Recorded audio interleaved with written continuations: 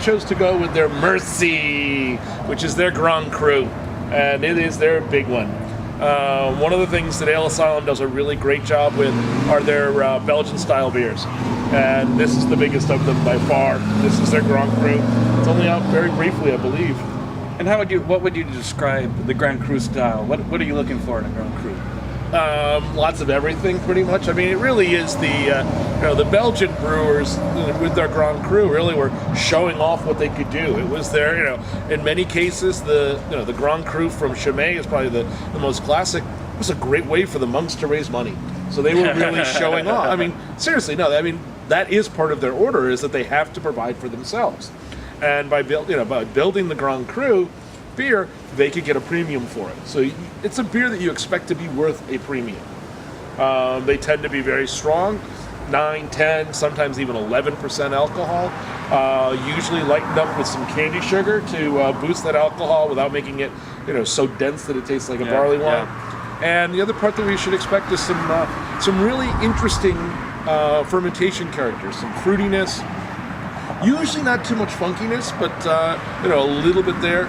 But definitely some fruitiness, and sometimes you even get some of the more interesting fruitiness in them as well. So let's see what they've got. Let's find out. It's been a while since I've had one.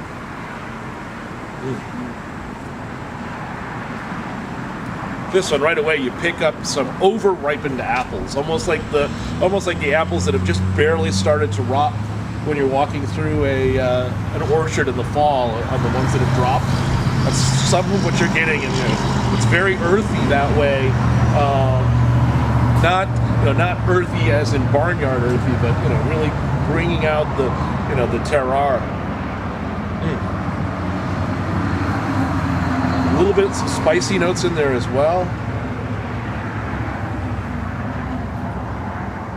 And also, I'm getting there is certain kind of almost a sugary sweetness, almost and like a dark candy sweetness. And I'm picking up the spiciness I'm picking up is almost like a clove. So there's almost a little bit of a clovey phenol, and it's not unusual to have a little bit of phenol in it. And it's nice that this one kind of went with the clove phenol as opposed to some of the Band-Aid-y, plasticky ones, which are typical even in some of the best of the Belgian Grand Crus. Yeah, phenols aren't necessarily bad, but there are some are better than others. Let's just say.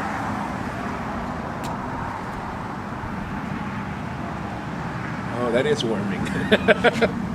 Wow. There's some really neat fruity malt up front.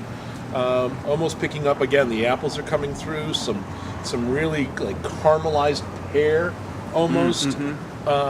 Up front, and a little bit of honeyish note and sweetness, and then the next thing that comes along is that it starts to dry out right away because of the alcohol content, as well as the carbonation. It's quite, for a draft, it's very aggressively carbonated. Yeah, it's nice because it's a very tough style to do on draft because you really can't get the bubbles to where they need to be to keep it dry. Yeah. One of the ways to think about this is this reminds me an awful lot of the caramelized sugar that goes on a creme brulee. That's kind of what I'm getting, and that's the same thing that they're doing when you're baking one of those is making those kind of sugars, the same ones that they're adding in terms of a little bit of dark candy sugar to boost the alcohol and to lighten this up, and it really is coming through. It'd be great to serve with a creme brulee. Mm-hmm. Yeah, sounds great. Sounds decadent in a good way. Either that, or you could do it with just some tiny little chocolate bonbons as well, especially some of the more interesting savory flavored ones that are coming out. Some of the tea or black pepper flavored chocolates would be a really great way to finish up a great beer dinner.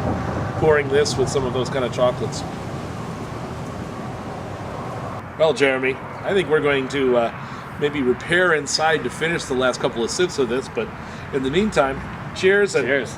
Best of luck to Ale Asylum as they move, and thank you for hosting us so many times over the years, and we look forward to returning to the new Ale Asylum. Thanks, Otto.